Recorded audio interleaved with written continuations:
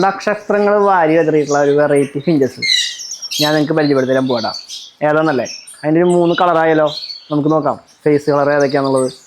അതെ, സ്റ്റാർ ഫിഞ്ചിനെയാണ് ഞാൻ കാണിച്ചു തരാൻ പോകണം കേട്ടോ. സ്റ്റാർ ഫിഞ്ചിൽ യെല്ലോ ഫേസ്, റെഡ് ഫേസ്, അതുപോലെ യെല്ലോ ബോഡി സ്റ്റാർ, അങ്ങനെ പറഞ്ഞാൽ 3 വെറൈറ്റി ബേഡിനെയാണ് ഞാനിപ്പോൾ ഈ ഒറ്റ കൂട്ടിലിട്ടാണ് നിറച്ചിട്ടേക്കാണ്. സ്റ്റാറിൻ്റെ വെതറിയേക്കാണ്, കണ്ടില്ലേ? അപ്പോൾ ഇതിനാണ് ഞാൻ കാണിച്ചു തരാൻ പോകണം കേട്ടോ.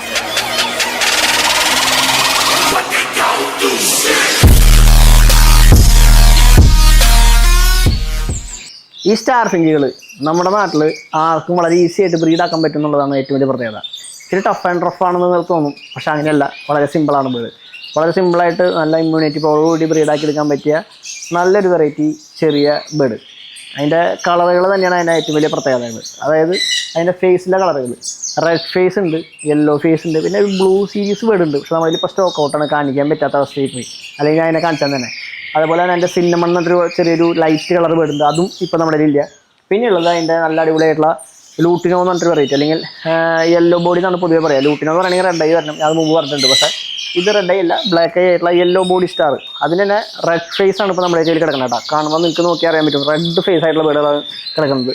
അതിൽ പിന്നെ ഓറഞ്ച് വെറൈറ്റി ഉണ്ട്, ഓറഞ്ച് ഫേസ് ആയിട്ടുള്ള, അതിപ്പോൾ നമ്മുടെ കയ്യിൽ സ്റ്റോക്ക് ഔട്ടാണ് കേട്ടോ. അപ്പോൾ ഇപ്പോൾ നിലവിൽ 3 വെറൈറ്റിയാണ് കിടക്കുന്നത്.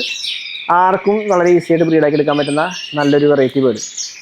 ഇവർക്ക് എപ്പോഴും എന്താ പറയുക, ഈ 2 ഇല കൂട്ടിൽ നമുക്ക് ബ്രീഡാക്കി എടുക്കാൻ പറ്റും എന്നുള്ളതാണ് മറ്റൊരു പ്രത്യേകത. കാരണം മറ്റ് വെറൈറ്റി ബേഡുകൾ അല്ലെങ്കിൽ വെറൈറ്റി ഫിഞ്ചസ് നമ്മളെ വലിയ സ്പേസ് ഒന്നും കൊടുത്ത് നമ്മൾ സമയം കുറേ കളയേണ്ട കാര്യമില്ല. ചെറിയ സ്പേസിൽ വളരെ ഈസി ആയിട്ട് ബ്രീഡാക്കി എടുക്കാൻ പറ്റും. 6 കുഞ്ഞൊക്കെ ഒറ്റ ട്രിപ്പിൽ കിട്ടുന്നതാണ് ഏറ്റവും വലിയ പ്രത്യേകത. അതായത് ഒരു പാരൻറ്റ് സ്റ്റോക്ക് ഉണ്ടായി കഴിഞ്ഞാൽ നമുക്ക് കൃത്യമായിട്ടൊരു 3-4 മാസത്തിനുള്ളിൽ നല്ല അഡൽട്ട് ബേഡാണ് നല്ലതായി നോക്കുകയാണെന്നുണ്ടെങ്കിൽ 6 കുഞ്ഞിനെ വരെ നമുക്ക് എടുക്കാൻ പറ്റും. ഇന്ന് നല്ല സ്റ്റോക്ക് അല്ലെങ്കിൽ നല്ല ബേഡാവണം കേട്ടോ. അതായത് മുട്ട അടക്കത്തിൽ അടയിരിക്കുന്ന കുഞ്ഞുങ്ങളെ ഫീഡ് ചെയ്യുന്ന നല്ല സ്റ്റോക്ക് ബേഡാണെങ്കിലാണ് ഈ പറഞ്ഞ 6 കുഞ്ഞിനെ നമുക്ക് കിട്ടുമെന്ന് പറഞ്ഞത്.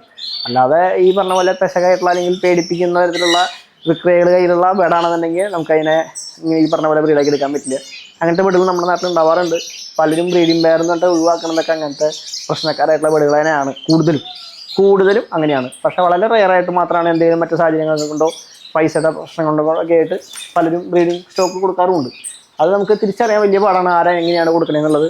അത് അവരുടെ പ്രൊഫൈൽ അനുസരിച്ചിരിക്കും ആ ബേഡുകളുടെ ക്വാളിറ്റി എന്നുള്ളത് കേട്ടോ. ഈ സ്റ്റാർ ഫിഞ്ചുകളെ നമുക്ക് കീപ്പ് ചെയ്യാനായിട്ട് ഈ പറഞ്ഞ പോലെ ചെറിയ 2.5 കേജ് മതി അവരെ ബ്രീഡിങ്ങിനാക്കാൻ. പിന്നെ നമ്മൾ അവരുടെ ഫ്ലൈയിങ് കാര്യങ്ങൾക്ക് വേണ്ടിയിട്ട് നമുക്ക് വലിയ കേജുകൾക്ക് എത്ര വലിയ കേജിൽ വേണമെങ്കിൽ നമുക്ക് അവരെ പാർപ്പിക്കുക എന്നുള്ളതാണ്. അതുപോലെ പറഞ്ഞ ഭക്ഷണം ഡയറ്റ് എന്നൊക്കെ പറയാനായിട്ട് നോർമലായിട്ട് നമ്മുടെ നാട്ടിൽ കിട്ടുന്ന തേന മാത്രം കൊടുത്താലും മതി. പക്ഷേ അത് വെച്ചിട്ട് അവരുടെ ലൈഫ് മുന്നോട്ട് കൊണ്ടുപോകാൻ പറ്റില്ല, ജീവൻ കുറച്ച് കാലം നിലനിർത്താൻ മാത്രം. അപ്പോൾ നമ്മൾ എന്താ ഗൈഡ് ചെയ്യേണ്ടത്? സീഡ് മിക്സ് കൊടുക്കണം. ഫിഞ്ചസുകളുടെ സീഡ് മിക്സ് ഉണ്ട്, അത് വാങ്ങി കൊടുക്കുക. അതിൽ ഇമ്പോർട്ടൻറ്റും കിട്ടും, നോർമലും കിട്ടും, രണ്ടും കൊടുക്കാം, നല്ലതാണ്. ഇമ്പോർട്ടൻറ്റ് സീഡ് മിക്സ് ഞാനൊക്കെ കൂടുതൽ കൊടുക്കാറ് വെച്ചിട്ടുണ്ടെങ്കിൽ നമ്മൾ ബ്രീഡിങ് സമയത്താണ് കൂടുതൽ നല്ല ഹൈ പ്രോട്ടീനുള്ള ഡയറ്റ് കിട്ടുന്നത്. ആ സമയത്ത് നമ്മൾ ഇമ്പോർട്ടൻറ്റ് സീഡ് മിക്സ് കൊടുക്കും. നോർമലായിട്ടുള്ള മഴക്കാലങ്ങളിൽ അല്ലെങ്കിൽ ബ്രീഡിങ് നമ്മൾ ഒഴിവാക്കിയുള്ള സമയങ്ങൾ, ഫാറ്റ് കുറയേണ്ട ആവശ്യ സമയങ്ങളിൽ, അതായത് ബ്രീഡിങ്ങിന് തൊട്ട് മുമ്പുള്ള കാലയളവൊക്കെ നമ്മൾ നോർമൽ സീഡ് മിക്സും തനി മാത്രമാണ് കൂടുതൽ കൊടുക്കാറ്. പിന്നെ കൊടുക്കണമെന്ന് വെച്ചിട്ടുണ്ടെങ്കിൽ നമ്മൾ ഇലവർഗ്ഗങ്ങൾ, അതായത് നമുക്ക് കിളികൾ കൊടുക്കാൻ പറ്റുന്ന എല്ലാ തരത്തിലുള്ള ഇലവർഗ്ഗങ്ങളും കൊത്തി അരിഞ്ഞ് പൊടിപൊടിയായിട്ട് കൊടുത്താൽ മാത്രമാണ് ഇവർ കഴിക്കുള്ളൂ. അല്ലാത്ത പക്ഷം നിങ്ങൾ പൊട്ടിച്ച് കൊണ്ടുവന്ന് കൂട്ടിടുകയാണെന്നുണ്ടെങ്കിൽ അത് അവർ തന്നെ എടുത്തുകൊണ്ട് നേരെ കൊണ്ട് കൂട് കൂട്ടും. അതല്ലാതെ അവർ കഴിക്കില്ല, അത് കൂടുതലും കഴിക്കില്ല. അങ്ങനെ തന്നെയാണ് കണ്ടിട്ടുള്ളത്. അപ്പോൾ നമ്മളെന്താ ചെറിയ പൊടിപൊടിയായിട്ട് അരിഞ്ഞ് പാതൽ വെച്ച് കൊടുക്കുകയാണെങ്കിൽ അത് കുറച്ചെങ്കിലും അവർ കഴിക്കും. മുഴുവൻ കഴിക്കും അറിയില്ല, പക്ഷെ എന്തായാലും കുറച്ചെങ്കിലും അവർ കഴിക്കും. പിന്നെ സ്പ്രൗട്ട്, നമുക്ക് കൊടുക്കാൻ പറ്റുന്ന കിളികൾക്ക് കൊടുക്കാൻ പറ്റുന്ന ധാന്യവർഗ്ഗങ്ങളെല്ലാം തന്നെ മുളപ്പിച്ചിട്ടോ അല്ലെങ്കിൽ കുതിർത്തിട്ടോ ക്രഷ് ചെയ്തിട്ടോ വേണം കൊടുക്കാൻ. അങ്ങനെ വെച്ച് കൊടുത്തിട്ട് കാര്യമില്ല, അപ്പോൾ ക്രഷ് ചെയ്ത് കൊടുക്കുക. പിന്നെ അതിൽ നല്ലൊരു ഡയറ്റ് എന്ന് പറഞ്ഞാൽ ഫോളോ ചെയ്യാൻ പറ്റിയ സാധനം വെച്ചിട്ടുണ്ടെങ്കിൽ നമ്മുടെ തേനില്ലേ, നാടൻ സാധാ തേന, ആ തേന ഒന്ന് മുളപ്പിക്കുക. ഹൈ പ്രോട്ടീനാണ്, നല്ല സാധനമാണ്. അപ്പോൾ അതും മുളപ്പിച്ച് വേണമെങ്കിൽ കൊടുക്കാം. അതൊക്കെ സിമ്പിളായിട്ട് കൊടുക്കാൻ പറ്റുന്ന കാര്യങ്ങൾ വരുന്നതാണ്. പിന്നെ കുറച്ച് മെനക്കെട്ട് കഴിഞ്ഞാൽ നമുക്ക് എഗ് ഫുഡ് ഉണ്ടാക്കി കൊടുക്കാം. കോഴിമുട്ട പുഴുങ്ങിയിട്ട് ക്യാരറ്റ്, ബീട്രൂട്ട്, വെജിറ്റബിൾസ്, ഇലവർഗ്ഗങ്ങളെല്ലാം ഇട്ടിട്ടുള്ള നല്ല അടിപൊളി ഡയറ്റ്, അതും നല്ല രീതിയിൽ കഴിക്കുന്നതാണ്. അതും കൊടുത്താൽ നല്ലതാണ്. പക്ഷേ അത് കൂടുതലും നമ്മൾ ഡെയിലി കൊടുക്കാൻ നിന്ന് കഴിഞ്ഞാൽ ഫാറ്റ് കയറി ബേഡ് ബ്രീഡിങ്ങിന് ബുദ്ധിമുട്ടാവുന്ന രീതിയിൽ ഉണ്ടാവാറുണ്ട്. അപ്പോൾ അതൊക്കെ നമ്മൾ ബ്രീഡിങ്ങിന് തൊട്ട് മുമ്പുള്ള പീരീഡിൽ, അതായത് ബ്രീഡിങ്ങിന് ഇട്ട സമയങ്ങളിലൊക്കെ നമ്മൾ കൂടുതൽ കൊടുക്കുക. അതുപോലെ കുഞ്ഞുങ്ങളുള്ളപ്പോഴും നമ്മൾ ഈ എഗ് ഫുഡ് കൊടുക്കാറുണ്ട്. പിന്നെ നമുക്ക് ഇത്തിരി നന്നായിട്ട് അവരെ ബ്രീഡാക്കണം, നല്ലോണം കുഞ്ഞുങ്ങളെ സർവൈവ് ആക്കി കിട്ടണം, നല്ല ഹെൽത്തി ആയിട്ടിരിക്കണം, നല്ല പ്രോട്ടീൻ കിട്ടണം, അങ്ങനെയുള്ള ചിന്താഗതിക്ക് വരികയാണെന്നുണ്ടെങ്കിൽ ലൈവ് വോംസ് കീപ്പ് ചെയ്യുക. ഏതാ മീൽ വോംസ്, അതുപോലെ ചെതല്, ഇതൊക്കെ കൊടുക്കുക. അത് കൊടുത്തു കഴിഞ്ഞാൽ കുറച്ചുകൂടി നന്നായിട്ട് ബ്രീഡാവാനും കുഞ്ഞുങ്ങളെ സർവൈവ് ആക്കി എടുക്കാനും അവരുടെ ലൈഫ് സ്പാനും തന്നെ മാറ്റങ്ങൾ വരുത്താനും പറ്റുന്ന ഒരു ഫീഡാണ് ലൈവ് വോംസ് കാര്യങ്ങളൊക്കെ കേട്ടോ. അതിൽ നമുക്ക് സൂപ്പർ വോംസും മീൽ വോംസൊക്കെ ഇവിടെ നമ്മുടെ അവൈലബിൾ ആണ്. അതുപോലെ ചെതലൊക്കെ നമ്മൾ കുറച്ച് മെനക്കെട്ട് കഴിഞ്ഞാൽ ഈ തുണി നനച്ച് മണ്ണിലേക്ക് കൊണ്ടിട്ട് കഴിഞ്ഞാൽ ചതലൊക്കെ ഉണ്ടാക്കിയെടുക്കാൻ പറ്റും വേണമെങ്കിൽ.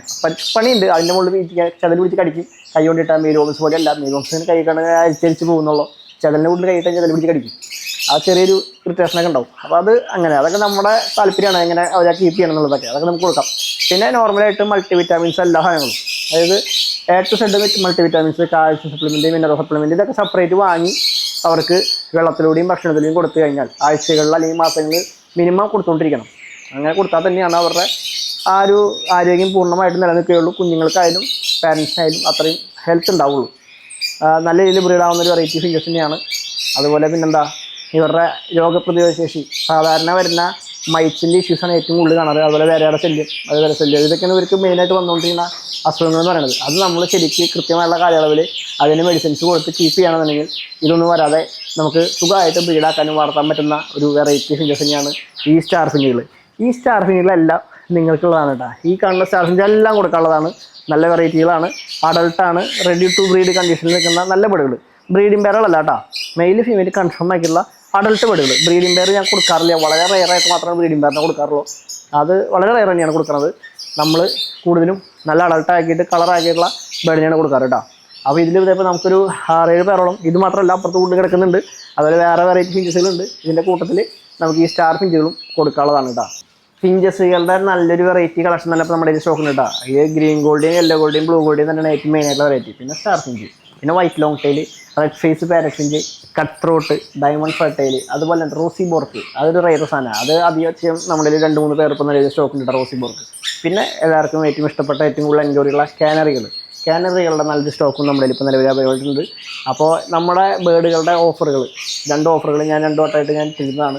അത് ഈ മാസം 10-ാം തീയതി വരെയും കൂടി നമ്മൾ ചെയ്യുന്നുണ്ട് കേട്ടോ. ഒക്ടോബർ 10 വരെ നമ്മൾ കൊടുക്കുന്നുണ്ട്. അപ്പോൾ ആ ഓഫറുകൾ പരമാവധി യൂസ് ചെയ്യാൻ നോക്കുക. നല്ല വെറൈറ്റി ബേഡുകളെ വാങ്ങുക. എല്ലാവരും പുതിയ ബേഡുകളെ വാങ്ങി ബ്രീഡിങ്ങിലേക്ക് വന്ന് നല്ല രസകരമായിട്ട് നമുക്ക് ഒന്നിച്ച് ബേഡുകളെ വളർത്തി അങ്ങോട്ടും ഇങ്ങോട്ടും വാങ്ങി നമുക്ക് മുന്നോട്ട് പോകാം.